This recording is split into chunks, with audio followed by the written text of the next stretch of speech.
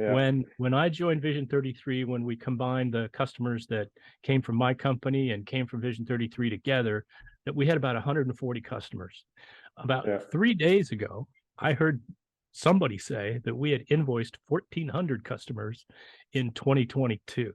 So that Yeah. is a crazy amount of growth in that period of time. So I was wondering, from your perspective, if you could give us like, what are the 5 top things you think have really led to that kind of growth over the last 20 years? Yeah, sure. I mean, first of all, I guess I have to kind of sit back and think it has been 20 years. That's significant. And yeah, 2003, early days indeed. We had barely heard of ourselves at that point when you heard of us in 2003. As you know, SAP had just introduced Business One to the American market, so we were certainly all on that early train. It's interesting too, though. You talk about reflecting on how we got here and the top 5 things, and I'll throw out a few things, but timing is one of them.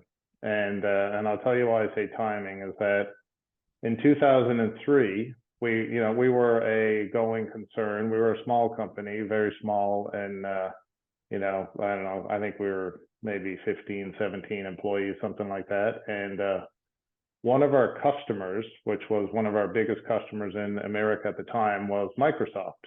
And Microsoft became our customer because they acquired the group of companies into their business solutions piece, which was Solomon, Great Plains, and they had gone through a few acquisitions on that side. So by nature of those acquisitions, I found myself suddenly with Microsoft as a customer. So you can imagine that's a pretty big deal for a small company like us. And we were doing things like we were doing general some development QA, very technically centric, and that's a big part of our DNA and a big part of who we are today.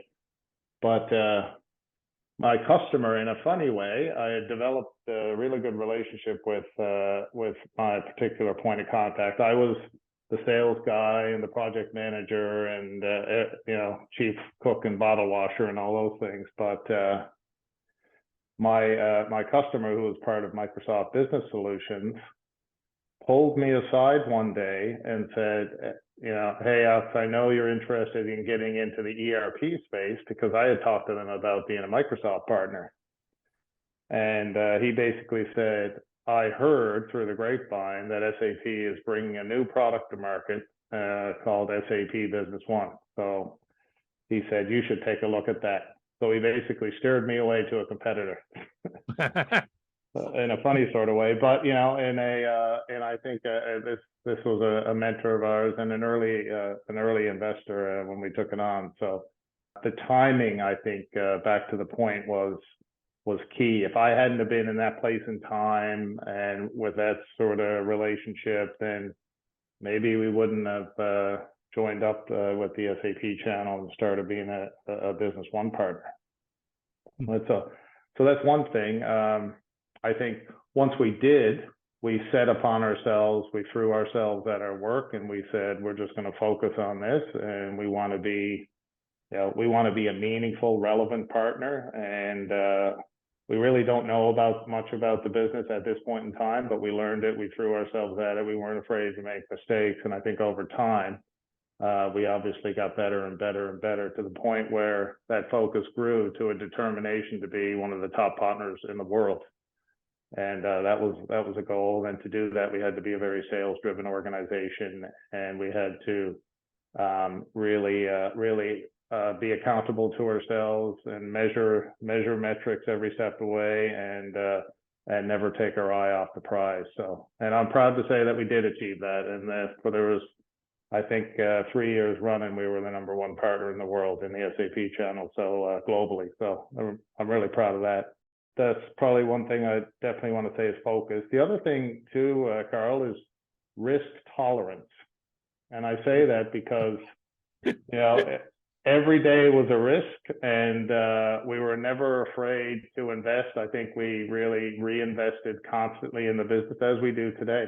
We're really always trying to deploy corporate capital in the best ways to grow and secure the future of the business. So, and you were around for some of those early risk days. I'll wind the clock ahead to, 07, 08, 09, when the Great Recession and really from a financial perspective, the U.S. economy in particular was in a really rough spot, and businesses were not spending. They weren't buying.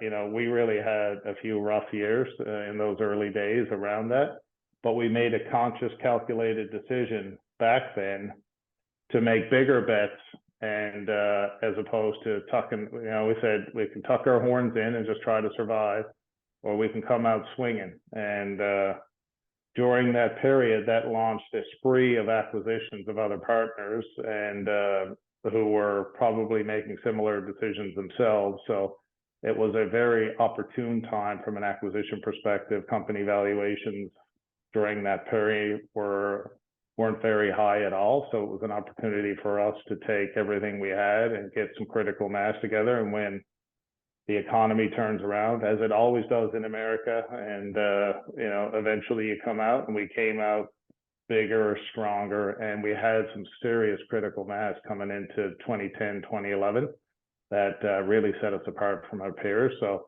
it's that risk tolerance piece, and really being able to take on that risk and accept that risk. So